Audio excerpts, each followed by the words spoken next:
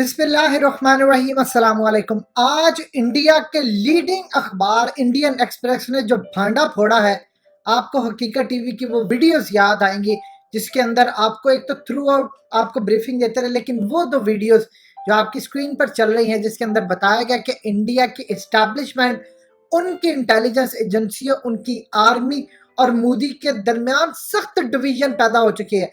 और ये डिवीजन इतनी ज्यादा खतरनाक है कि मोदी का इक्तदार तक ले डूबेगी।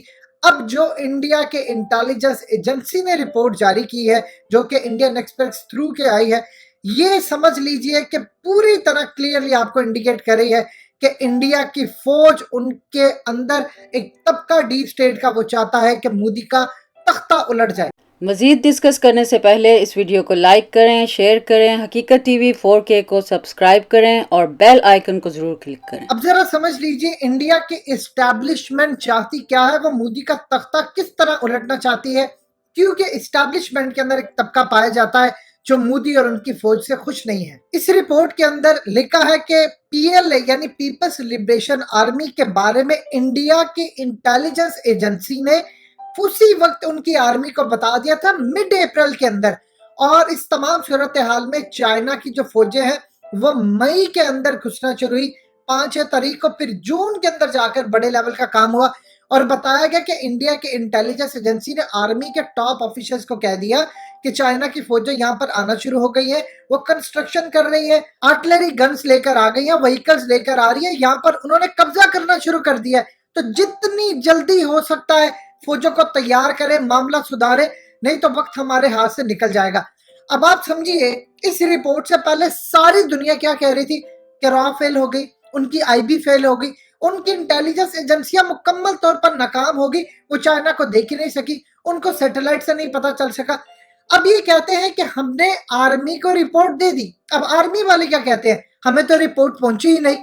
आप समझ लीजिए कि दुनिया का इससे बड़ा मजाक क्या हो सकता है। ये हो सकता है कि अगर आईएसआई कोई रिपोर्ट देती है पाकिस्तान की फौज को या जनरल बाजवा को या कोर कमांडर को पहुंचाना चाहे कि देखिए यहाँ पर इंडिया के दहशतगर्द आकर घुसे हुए हैं, ये वो इलाका है और ये कब्जा, हमारी जमीन उनके हाथ में जा रही है, 200-250 किलोमीटर हमारा इलाका हाथ से निकल चुका है और ये इंडियंस आकर बैठे, अपनी फौजें भेजा, नहीं तो मजीद निकल जाएगा।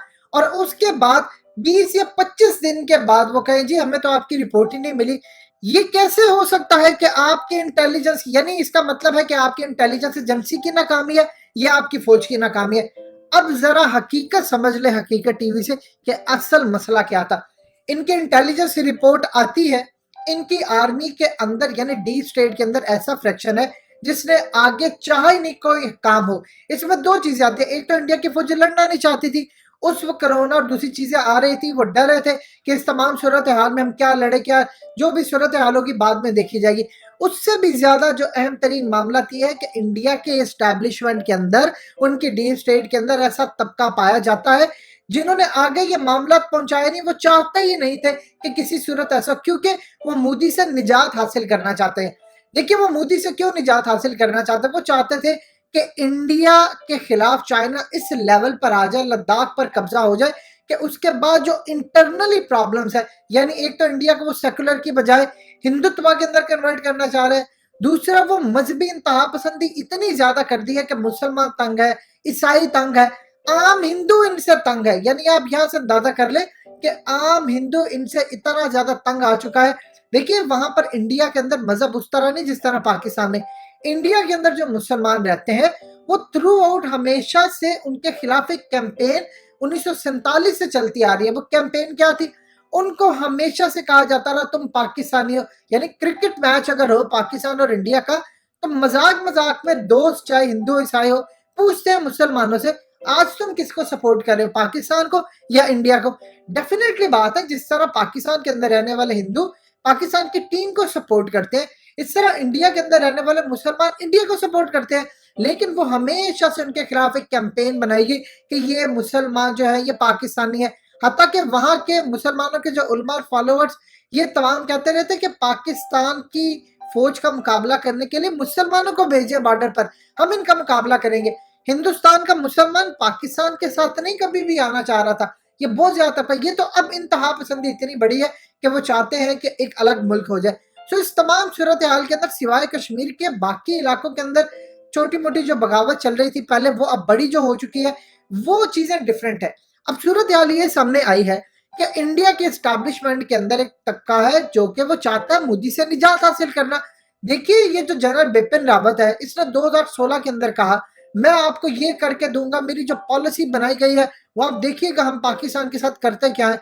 इनको पता ही नहीं था। जब इनसे पूछा गया कि चाइना के साथ आपकी क्या पॉलिसी है, तो वो कहता था चाइना को तो हम ऐसे ही टैकल कर लेंगे, हमें जरूरत ही नहीं है चाइना के खिलाफ कोई भी काम करने की, हमारा असल दुश्मन तो पाकिस्तान है।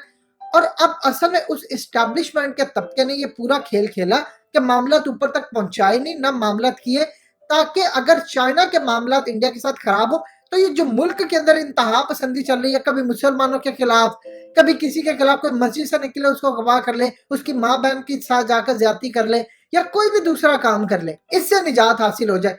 अब इस सूरत हाल के अंदर दो ही चीजें क्लियर हो रही हैं कि मोदी का तख्ता उलटने के लिए एस्टैब्लिशमेंट का एक तबका उनके खिलाफ हो चुका है, और ये ज्यादा देर नहीं रहने। जब तक अजीत डोवल, राजनाथ सिंह, मोदी और बिपिन रावत इस वक्त बैठे हैं, आप अंदाजा कर लेंगे आने वाले दिनों के अंदर लड़ाई इतनी लेवल पर बढ़ जाएगी कि इनकी फौज और इनकी इंटेलिजेंस एजेंसियों के दरमियान ये आमने सामने आ जाएंगे और 2-4 लोगों को रिजाइन करना पड़ेगा। दोस्तों, हकीकत टीवी 4K को सब्सक्राइब करना मत भूलिए। वीडियो को लाइक करें, शेयर करें और कमेंट सेक्शन में अपनी राय का इजहार जरूर करें।